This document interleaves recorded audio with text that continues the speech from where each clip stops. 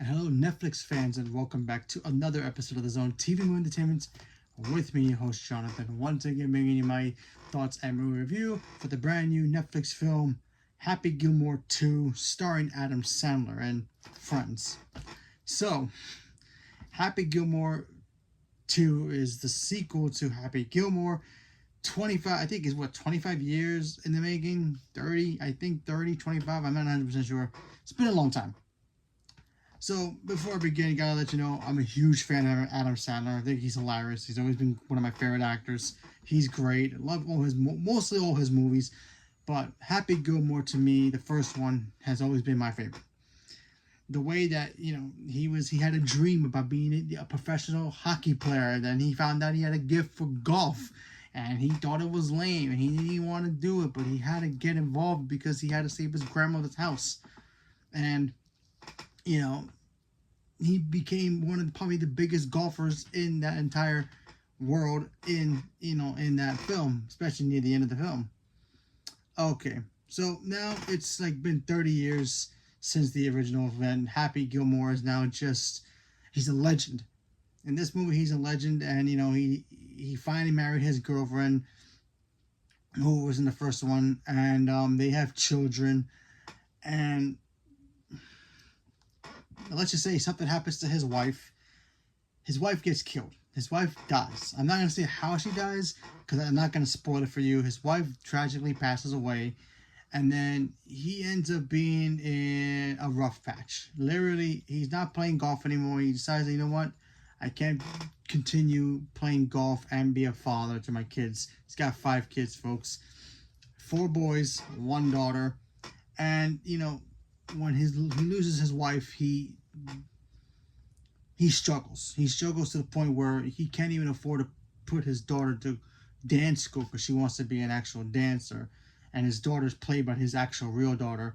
I forgot her name, but it's Sandler. His real daughter is in the movie as well. So she plays his daughter in the film. She wants to go to dance school, I think in Paris or it's London, one of them.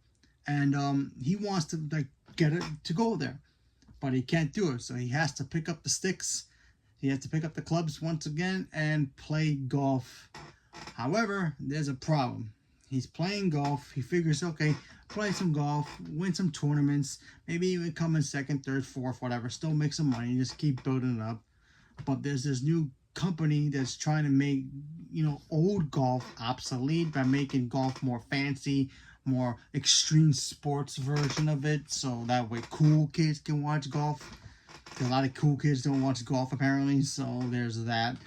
So they're trying to get Happy Gilmore to be a part of it, and we get to the whole shenanigans of the film. Okay, so honestly, I was looking forward to seeing this film, and I was very excited about it because I'm a huge fan of the first one.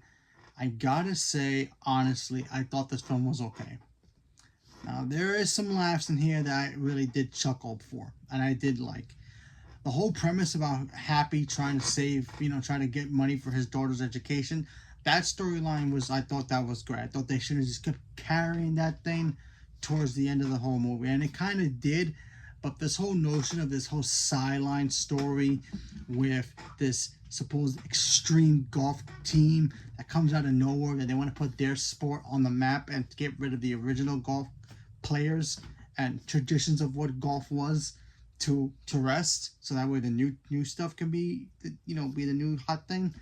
I thought that stuff was kind of lame, and the whole scenes with them fighting, old school golf versus the new extreme golf plays, it was fun to see, but it just felt like it felt too kind of cartoonish in my opinion, and I thought that was just whatever.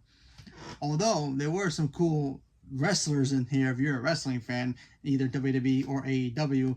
In one case, AEW, one of the superstars there named MJF, he's actually Adam Sandler's older son, and he's in this film. So I thought that was pretty cool.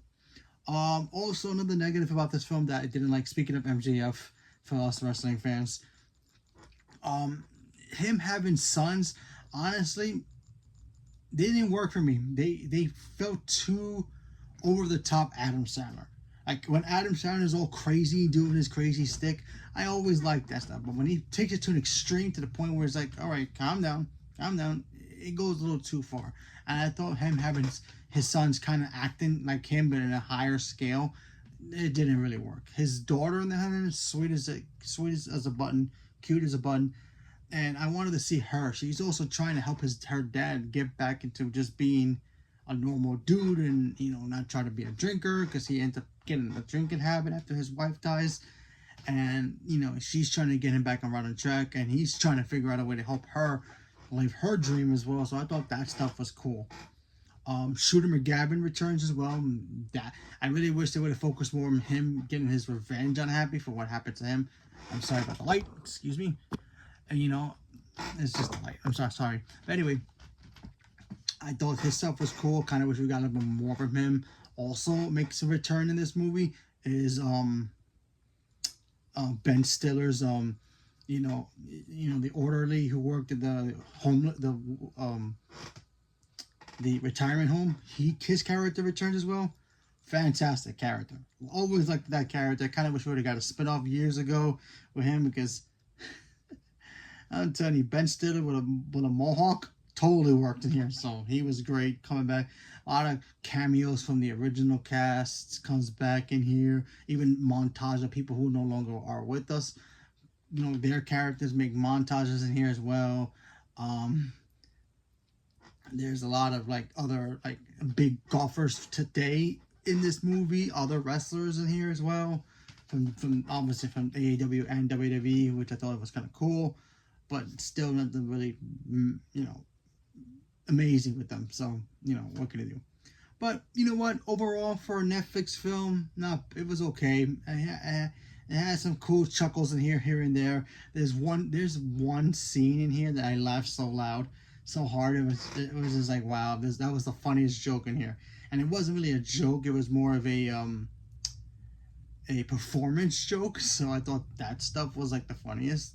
But overall, it's just another Adam Sandler film. It had some cool moments, cool cameos, but some of the story was kind of there was two stories in one, and one was better than the other. So, but what can I do? And when they killed off his wife in the movie, I'm like, man, I feel like that story plot point, her being his anchor, should have been a part of this movie, of him trying to figure out a way to help his daughter.